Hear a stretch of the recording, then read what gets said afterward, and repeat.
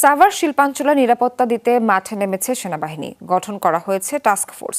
সকালে জামগড় এলাকার উইন্ডি গ্রুপের হলিউড পোশাক কারখানা সহ আশপাশের এলাকা পরিদর্শন করে সেনাবাহিনী। সেনা কর্মকর্তা কর্নেল আবু মোহাম্মদ মহিউদ্দিন জানান, পোশাক খাতের চাকা সচল রাখতে ও বিশৃঙ্খলা এড়াতে মাঠে কাজ করবে সেনাবাহিনী। এ সময় বিজিএমই এর কর্মকর্তারাও উপস্থিত ছিলেন। তারা জানান, শ্রমিকরা স্বতঃস্ফূর্তভাবে কাজে যোগ দিতে চায়, তাই কাল থেকে সকল পোশাক কারখানা খোলা রাখা হবে বলেও জানান তারা।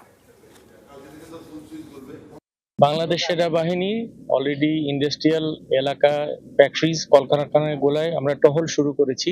এর জন্য আমরা টাস্ক ফোর্স গঠন করেছি। প্রতিটি টাস্ক ফোর্স প্রতিটি সেক্টর ভাগ করে নিয়েছে। সেই সেক্টর অনুযায়ী আমরা জোন ভিত্তিক টহল পরিচালনা করছি। যেখানে আমাদের সমস্ত কারখানাগুলো রয়েছে সেখানে সেল গঠন করা হয়েছে এবং ভিজিবল প্রেজেন্স, আমাদের আর্মিদের যেটা ভিজিবল প্রেজেন্স, বিশেষ করে যে টহলের সময়গুলো সেগুলো নির্ধারণ করা হয়েছে যাতে মানুষ বুঝতে পারে যে এখানে প্রচুর পরিমাণ টহল আছে, সমস্ত ফ্যাক্টরিগুলো নিরাপদ আছে, সবাই নির্ভয়ে যাতে কাজ করতে পারে।